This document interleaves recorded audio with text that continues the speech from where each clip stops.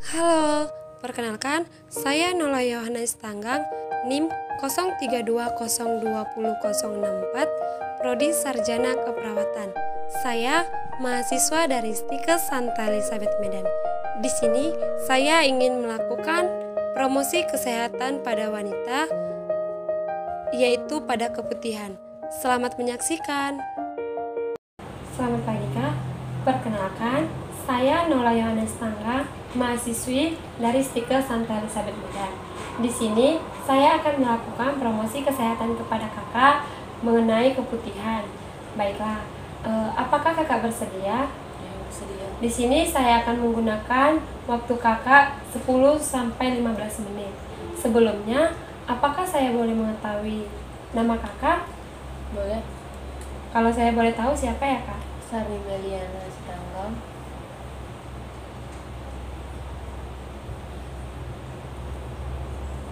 Usia kakak? 22 tahun. Agama? Katolik. Status kakak apa ya, Kak? Bekerja atau sebagai mahasiswa? Bekerja. Alamat kakak?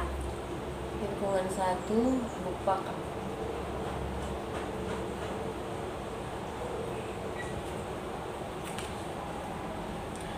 Baiklah. Sebelumnya di sini saya ingin bertanya kepada kakak, apakah kakak sudah mengetahui sebelumnya mengenai keputihan itu? Baiklah, di sini saya akan memberitahukan kepada kakak apa itu keputihan, faktor keputihan dan sebagainya.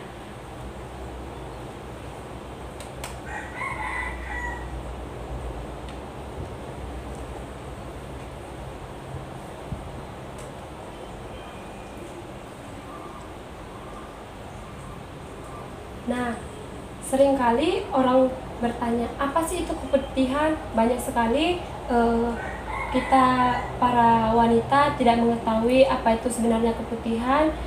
Kadang banyak juga wanita yang menganggap itu sepele, yang walaupun dia tidak tahu tapi ya lewat aja walaupun dia mengalami itu. Nah, di sini keputihan adalah ketika lendir atau cairan keluar dari vagina kita. Keputihan merupakan cara alami tubuh untuk menjaga kebersihan dan kelembapan organ kewanitaan. Ketika seorang wanita mengalami keputihan, cairan yang diproduksi kelenjar vagina dan leher rahim akan membawa ke sel mati dan bakteri sehingga vagina terlindungi dari infeksi. Selanjutnya, jenis-jenis keputihan. Jadi keputihan itu tidak hanya satu. Di sini ada dua jenis keputihan. Yang pertama bersifat fisiologis atau keputihan bersifat normal. Di mana keputihan fisiologis atau keputihan bersifat normal itu keputihan yang terjadi pada masa ovulasi, yaitu kurang dari 12-14 hari setelah menstruasi. Pada saat terangsang seksual dan mengalami stres, keputihan seperti ini wajar terjadi pada wanita. Yang kedua, bersifat patologi atau keputihan abnormal. Abnormal termasuk keputihan tidak normal. Nah, keputihan patologis atau keputihan tidak normal ini adalah gejala keluarnya lendir secara berlebihan, berwarna putih dan berbau serta jarang terjadinya nyeri.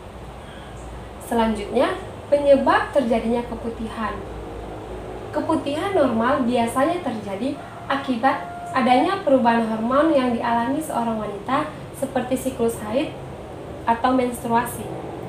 Selain faktor perubahan hormon, keputihan juga terjadi saat wanita mengalami rangsangan seksual seperti menyusui hingga stres, dan yang kedua wanita mengalami keputihan abnormal.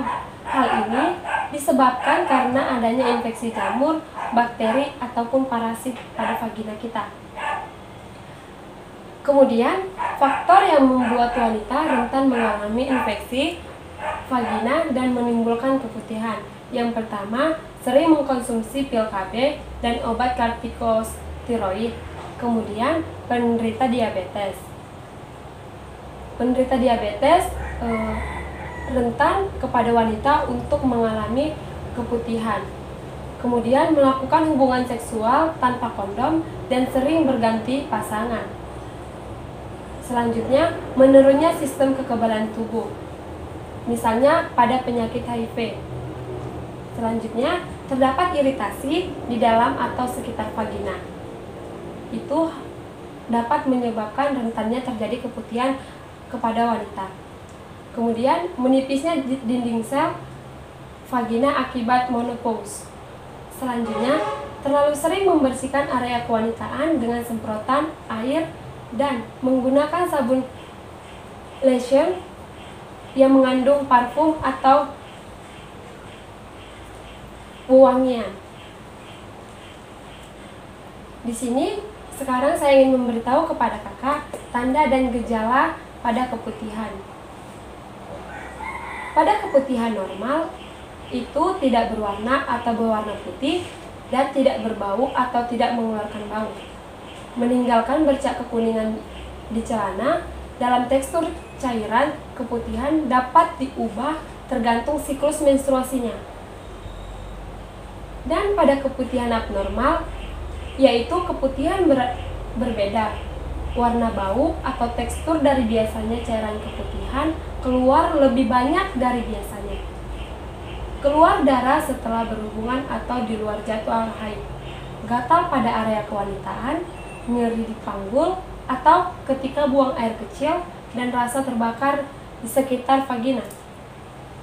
Selanjutnya, di sini saya ingin memberitahukan kepada kakak bagaimana cara mengatasi keputihan. Yang pertama, cara mengatasi keputihan yaitu bersihkan vagina dengan sabun dan air hangat setelah buang air kecil atau buang air besar. Kemudian keringkan. Hal ini dilakukan untuk mencegah bakteri masuk ke dalam vagina. Yang kedua, hindari menyiram atau membersihkan vagina dengan semprotan air, karena hal ini beresiko menghilangkan bakteri yang melindungi vagina dari infeksi.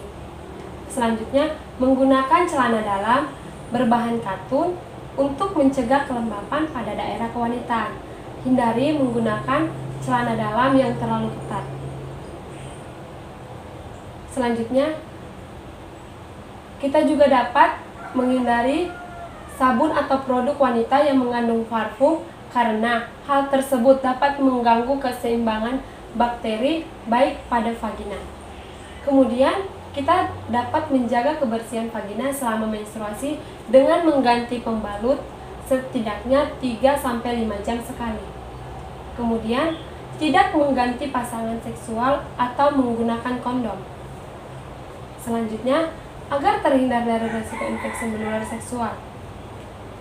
Kemudian, lakukan pemeriksaan vagina secara rutin kepada dokter kandungan. Baiklah, dari sekian penjelasan saya mengenai kesehatan wanita pada keputihan ini, apakah ada yang ingin kakak pertanyakan dari penjelasan saya ini? Apakah kakak sudah mengerti mengenai apa sih itu keputihan, jenis-jenis keputihan, tanda keputihan, dan cara mengatasinya? Sudah.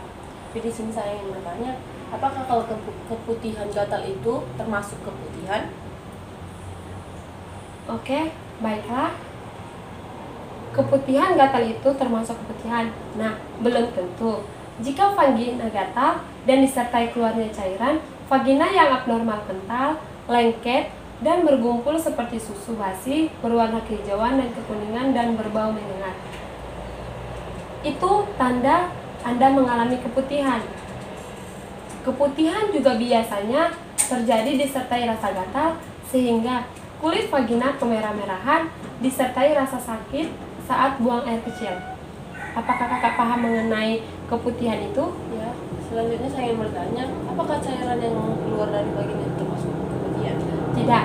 Setiap hari vagina mengeluarkan sedikit cairan itu normal. Selama cairan encer berwarna putih atau bening bercampur dengan sedikit warna putih, tidak gatal dan tidak berbau. Baiklah, sampai sini apakah kakak paham? Paham. Baiklah, kalau begitu saya ingin bertanya kepada kakak. setelah saya menjelaskan, apa sih yang kakak ketahui tentang keputihan itu? Keputihan itu adalah lendir yang keluar dari vagina perempuan. Ya. Keputihan itu ada yang bersifat normal dan abnormalnya.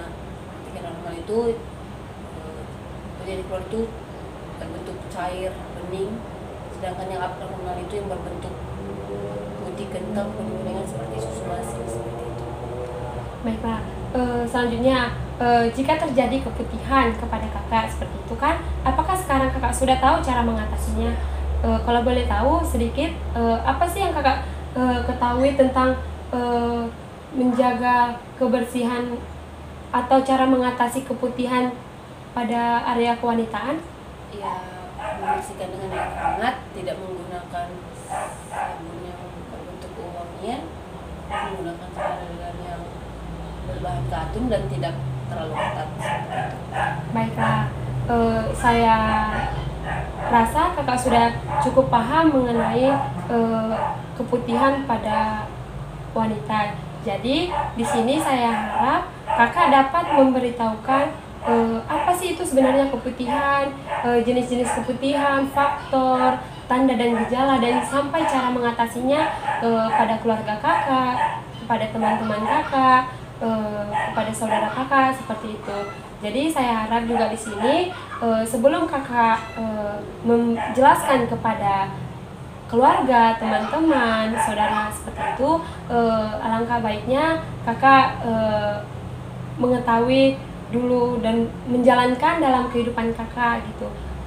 Jadi di sini sekarang kakak sudah mengetahui mengenai apa itu keputihan. Jadi sekian untuk pertemuan hari ini. Terima kasih banyak atas waktu dan kesempatan yang kakak berikan kepada saya. Di sini saya telah selesai melaksanakan promosi kesehatan pada wanita yang berhubungan pada keputihan. Jadi saya minta maaf jika saya memiliki salah kata, mohon dimaklumi. Terima kasih. Baik, terima kasih. Kalau begitu sampai ketemu di lain waktu ya Kak.